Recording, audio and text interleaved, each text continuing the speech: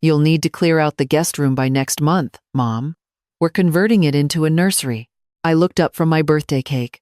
My daughter Jessica stood there with her hand on her rounded belly, her husband Ryan beaming beside her. 20 friends and family members had gone silent around my dining table. I'm sorry, what? I said. The baby's due in 4 months, Jessica continued, smoothing her maternity dress. We've already talked to a contractor about knocking down the wall between the guest room and your craft room. It'll make a perfect nursery/playroom. I set down my fork carefully. You've talked to a contractor about my house. Well, obviously we'll need the space. Ryan jumped in, that confident smile still plastered on his face. And since you'll be watching the baby full-time anyway, it just makes sense for us to move in. Daycare costs are insane, Mom. You wouldn't want your grandchild in some sketchy facility, would you? The room felt like it was tilting. My sister Caroline's eyes were wide. My best friend Patricia had her hand over her mouth. We've already given notice on our apartment, Jessica said, pulling out her phone. Look, I've been pinning nursery ideas. I'm thinking a woodland theme. Oh, and we'll need to repaint your bedroom too. That floral wallpaper is so dated. Don't worry, we'll handle it. You can move into the smaller room upstairs. The smaller room, I repeated slowly. In my house. Mom, don't be dramatic. Jessica rolled her eyes. It's not like you need all that space. And honestly, at your age, all those stairs can't be good for you. The upstairs room is actually safer. I picked up my wine glass, took a long sip. Everyone was watching me now. When exactly did you plan to ask me about this? I said. Ryan laughed. Ask? Mom, you've been talking about wanting to be involved with the baby. This way you'll have full-time grandma duties. It's what you wanted, right? What I wanted. I thought about the stack of brochures hidden in my desk drawer. The ones I'd been looking at for 3 months. The ones I'd finally acted on 2 weeks ago. How wonderful, I said, my voice steady. Let me get the champagne. We should toast. I stood up, smoothing my dress, walked into the kitchen on legs that felt like wood. Patricia followed me. Margaret, she whispered, gripping my arm. Tell me you're not actually… I'm fine, I said, pulling a bottle from the fridge. Everything is fine. But it wasn't fine. And it hadn't been fine for a very long time. 3 years ago, when my husband Robert died, Jessica had been there. She'd held my hand at the funeral, helped me sort through his things. I'd thought we were close. Then the requests started. Small ones at first. Could she borrow $500 for a car repair? Of course, honey. Take what you need. Then $1,000 for Ryan's dental work.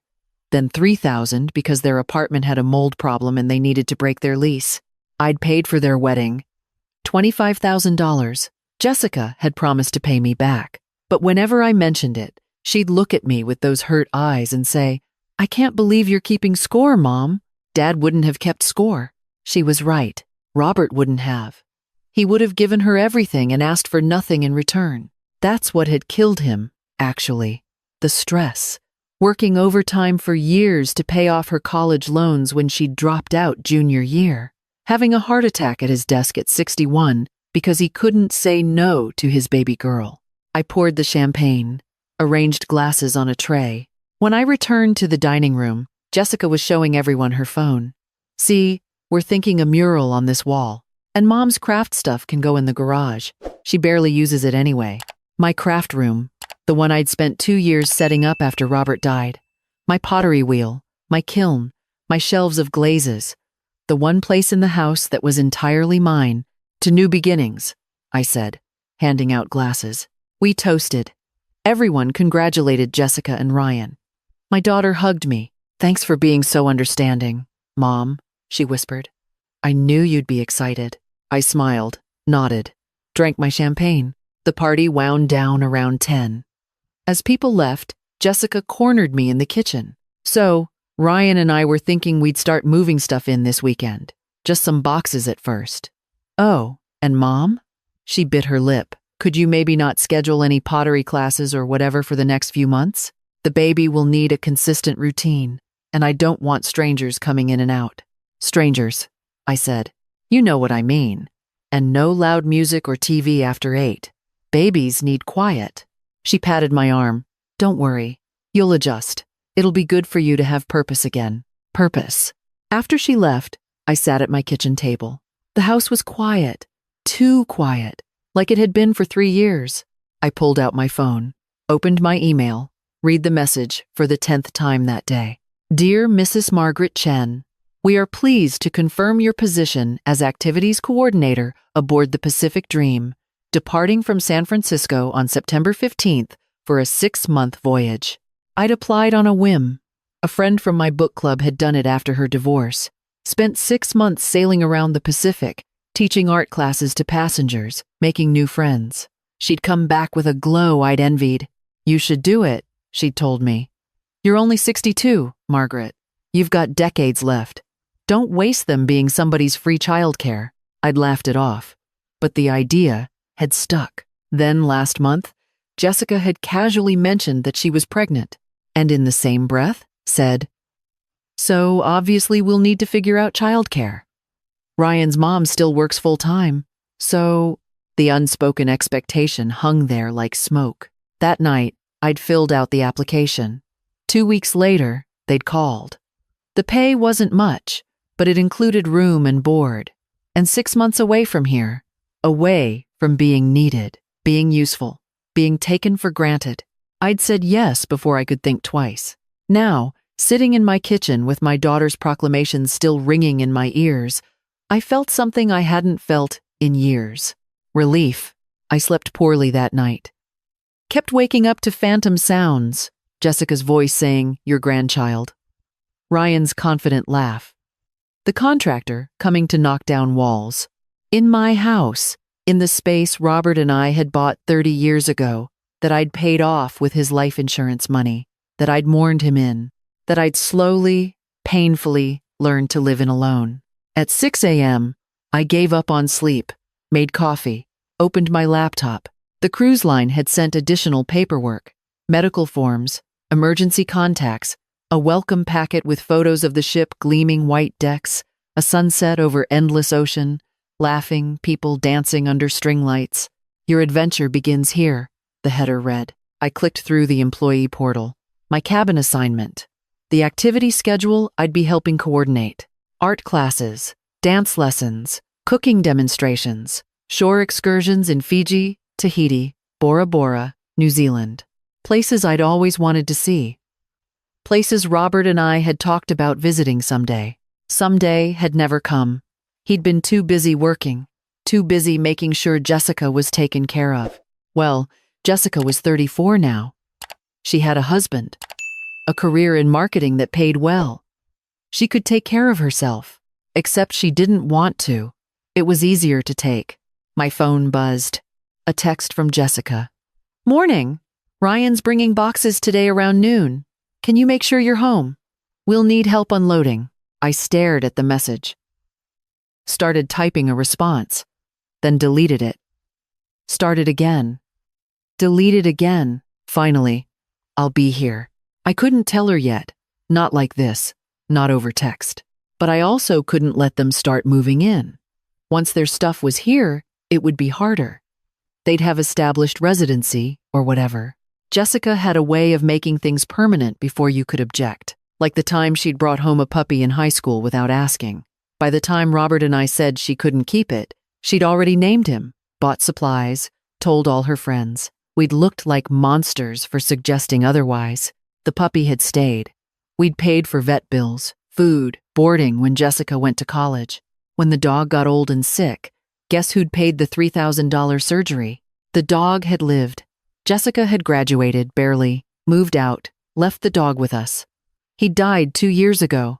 I still missed him more than I missed some of my relatives. At noon, Ryan's truck pulled into my driveway. Jessica waved from the passenger seat. I met them at the door. We're only bringing a few things today, Ryan said, already heading to the truck bed. Mostly baby stuff we got at early sales. Oh, and Jessica's winter clothes. No point paying for storage when you have all this space. He was carrying a box labeled nursery. Fragile, before I could respond. Where should I put this, Mom? He called. The living room is fine for now, I said. The living room? Jessica frowned. Ryan, just take it to the guest room. That's where it's going anyway. Jessica, I stepped in front of her. We need to talk. Can it wait? Ryan took the morning off work for this. He needs to get back. It can't wait. Something in my voice made her stop. She looked at me, really looked at me, for the first time in months. What's wrong? She said. Let's sit down. We went to the living room. Ryan came back from the guest room, looking confused when he saw us. Everything okay? He said. Have a seat, I said. They sat on the couch, the one I'd reupholstered myself last year. Jessica's hand found Ryan's. A united front. I stood by the fireplace. The same spot where I'd stood when I'd told them about Robert's funeral arrangements. When I'd explained that no, I didn't want to sell the house and move in with them. When I'd said I needed space to grieve. I can't do this, I said. Silence. Can't do what? Jessica said slowly. This. Any of this. You moving in. Me watching the baby full time. Converting my house into whatever you've decided it should be. Jessica's face flushed. Mom, we already gave notice on our apartment. Then you'll need to find a new one. Are you serious right now? Ryan stood up. Do you know how hard it is to find a place in this market? We've been looking for months. This was the solution. It was your solution, I said.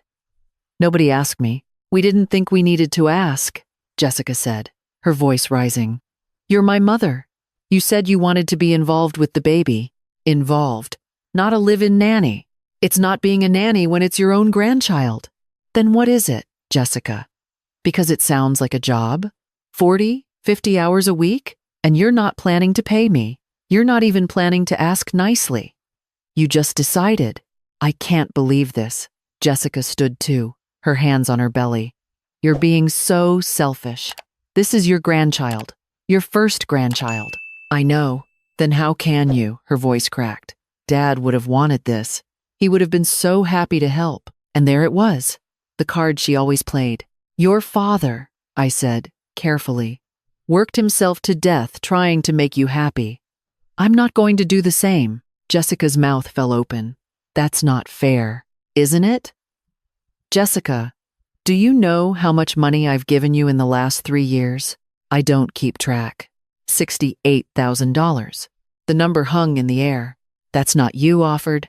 I did offer, every time, because I loved you, because I wanted to help. But Jessica, you never paid any of it back. You never even said thank you for most of it. And now you want to move into my house, take over my space, and have me raise your child while you… What? Work? Go out with friends? Live your life? That's not how it would be, she said, but she didn't sound sure. Then how would it be? Tell me. Because from where I'm standing, it looks like you want free housing and free childcare, and you expect me to be grateful for the opportunity. Ryan stepped forward. Mrs. Chen, I think you're being unfair. We're family. Family helps each other. You're right, I said. Family does help each other. So why don't you ask your mother to watch the baby? She works full time. We told you that. And I don't? You're retired, Jessica said. You don't do anything all day. The words hit like a slap. I don't do anything, I repeated. That's not I didn't mean. Jessica backpedaled, but too late. I garden. I take pottery classes. I volunteer at the library. I'm in a book club. I've been taking ballroom dancing lessons. I wake up every morning and decide how to spend my day. And it's the first time in 40 years I've had that freedom. Dancing lessons? Jessica's voice dripped with disdain. Mom, that's not a real life. That's just filling time. And what would you call raising your child while you live your real life? Silence. Jessica's eyes filled with tears. I thought you'd want this. I thought you were lonely. I was lonely, I said. I'm not anymore. So what? You're just going to abandon your grandchild? I'm not abandoning anyone. I'm setting a boundary. I will visit. I will babysit occasionally. I will be a grandmother, but I will not be your free, live-in nanny, and you cannot move into my house. Ryan's face was red now. This is ridiculous. Where are we supposed to go? Do you know what apartments cost? About what you'd pay if you hadn't been living beyond your means for the past 3 years, I said. Mom, Jessica looked horrified. It's true, honey. Look at your car, your clothes, the apartment you had. None of it was in your budget. You've been floating on my money and your expectations that more would come. I can't believe you're throwing that in our faces, Jessica said. We're about to have a baby. We need help. Then ask for help. Don't demand it. Don't assume it. Don't rearrange my life without asking. But you're my mother, she whispered. I am, and I love you. But I'm also a person, Jessica. I have a life, and I'm not willing to give it up. Jessica grabbed her purse. Fine, we'll figure it out ourselves. We don't need you. She stormed toward the door. Ryan hesitated, looking between us. Ryan, take the box from the guest room back to the truck, I said. He looked like he wanted to argue. Then he nodded and went upstairs. I followed Jessica onto the porch. Honey, I said. She spun around. Don't. Just don't. I need to tell you something. I don't want to hear it. I'm leaving in 3 weeks. That stopped her. What? I got a job. On a cruise ship. I'll be gone for 6 months. Her face went through several expressions. Shock, disbelief, anger, then something that looked almost like betrayal. You're leaving, she said. You're actually leaving. I am. When were you going to tell me? Today. I was going to tell you today, at the party. But then you announced you were moving in and, so, this is my fault? She shouted. You were planning to just leave and this is somehow my fault? It's nobody's fault. It's a choice. My choice. But the baby? We'll be fine. You'll figure it out. You're smart, capable. You have a husband who works. You can afford childcare. I can't believe this. She pressed her hands to her face. I can't believe my own mother would abandon me when I need her most. Jessica, you don't need me. You want convenience. That's different. Ryan came out with the box, looked at Jessica's tears, glared at me. This is messed up, Mrs. Chen, he said. Really messed up. They loaded the truck in silence. Before they drove away, Jessica rolled down her window. I hope your cruise is worth it, she said, her voice cold. I hope it's worth losing your daughter. The truck pulled away. I stood on my porch, watching until they turned the corner. Then I went inside, closed the door, and cried. Not because I regretted it, but because it hurt. Setting boundaries always hurts at first. Patricia called an hour later. She'd heard from Caroline, who'd texted everyone at the party about the drama. Are you okay? She asked. I don't know, I admitted. Do you want me to come over? Yes. She was there in 20 minutes with wine and Chinese takeout. We sat in my craft room, surrounded by my pottery projects. The space Jessica had wanted to box up and stick in the garage. Tell me I did the right thing, I said. You did the right thing. Then why do I feel so awful? Because she's your daughter and you love her. But Margaret, honey, she was going to steamroll you. You know that, right? I nodded. And this cruise ship thing? When were you going to tell me about that? I told her everything. The application, the acceptance, the 6-month contract that would take me to places I'd only dreamed about. Robert and I always said we'd travel, I said. After he retired, after Jessica was settled, after. Then he died and I realized all those afters were never going to come. So you're making them come now. I'm trying. Good. Patricia raised her wine glass. To adventures, to boundaries, to choosing yourself. We clinked glasses. She'll come around, Patricia said. Eventually, when she realizes that you setting limits doesn't mean you don't love her. And if she doesn't, then that's her choice. You can't light yourself on fire to keep her warm, Margaret. You tried that. Look where it got you. Over the next 3 weeks, Jessica didn't call, didn't text, didn't respond to my messages asking if we could talk. I packed my things anyway. Sold my car, I wouldn't need it for 6 months. Arranged for a neighbor to check on the house. Put my mail on hold. Caroline came over to say goodbye. She's being ridiculous, my sister said. But she'll get over it. You know how she is. She'll sulk for a while, then she'll come around. Maybe. Margaret, you can't put your life on hold for maybe. You've done that long enough. The night before I left, my phone rang. An unknown number. Hello? Mrs. Chen? This is Linda Morrison, Ryan's mother. I sat up straighter. Hello, Linda. I heard what happened. Between you and Jessica. Here it comes, I thought. The guilt trip from another angle. I wanted to say thank you, she said. I blinked. I'm sorry? Ryan called me, all worked up about how you refused to let them move in. About how you're going on a cruise instead of watching the baby. He expected me to be on his side, and you're not? Linda laughed. Mrs. Chen, I've been working full-time since Ryan was 2 years old. You know why? Because his father expected me to stay home and be grateful for the opportunity. I didn't get a choice. I didn't know that. Most people don't. But I'm telling you now because I think what you're doing is brave. My son and your daughter need to figure out their own lives. They're adults. If they can't afford their lifestyle with a baby, they need to adjust their lifestyle, not rearrange yours. I appreciate you saying that. I also wanted you to know. I called Jessica, told her I'd help with the baby when I can. Weekends, evenings after work. But I also told her that expecting grandmothers to provide full-time childcare is unreasonable. She didn't take it well. I could imagine. But here's the thing, Linda continued. She'll learn, or she won't. Either way, it's not your responsibility to fix it. You've earned your freedom. Don't apologize for taking it. We talked for another 20 minutes. She told me about her job, her hobbies, her plans to retire next year and travel through Europe. Maybe we'll run into each other, she joked. Maybe we will. After we hung up, I felt lighter, like I'd been given permission I didn't know I needed. The next morning, Patricia drove me to the airport. Last chance to back out, she said. Not a chance. At security, she hugged me tight. Send pictures. Lots of pictures. I will. And Margaret? Be happy. You deserve it. The ship was even more beautiful than the photos. My cabin was small, but perfect. A window overlooking the ocean.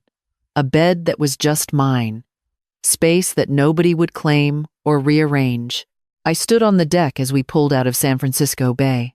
The city grew smaller behind us. Golden Gate Bridge arching overhead. Then open water, endless and blue. My phone buzzed. A text from Jessica. My heart pounded as I opened it. I don't understand how you could do this. But Ryan's mom called me. She said some things. I'm still angry. But I hope you're safe. Text me when you dock somewhere. It wasn't much. It wasn't forgiveness or understanding. But it was something. I texted back, just left port. I love you. I'm sorry this hurts, but I'm not sorry for going. 3 dots appeared, disappeared, appeared again. Then, I know. I put my phone away, turned my face to the wind. That night, there was a welcome dinner for crew members. I met my colleagues, a retired teacher from Oregon, a widower from Australia, a divorced dad from Texas who'd always wanted to see the world. What made you take this job? The teacher asked me. I thought about how to answer. About Jessica and Ryan and the house and the nursery that would never be. I needed to remember who I was, I said finally. Before I was somebody's mother, somebody's wife, just me. The widower raised his glass. To finding ourselves, we echoed. The ship moved through dark water. Inside, people laughed and drank and told stories. Outside, stars scattered across the sky like someone had spilled diamonds. I thought about my craft room back home, waiting for me. About the pottery classes I'd signed up for on the ship. About the islands we'd visit and the people I'd meet. About Jessica, who would figure it out, who would have her baby and learn to be a mother without using me as a crutch. About Robert, who I still missed but who I was learning to live without. About 6 months of possibility stretching ahead of me like that endless ocean. I was 62 years old. My husband was dead. My daughter was angry. My house was empty. And for the first time in years, I felt like I was exactly where I was supposed to be. Not because someone needed me there. Not because someone expected it, but because I chose it. The ship's horn sounded, deep and resonant. We were picking up speed now, cutting through the waves toward somewhere new. I closed my eyes and felt the salt spray on my face. This was my somewhere, my after. And I was done apologizing for claiming it.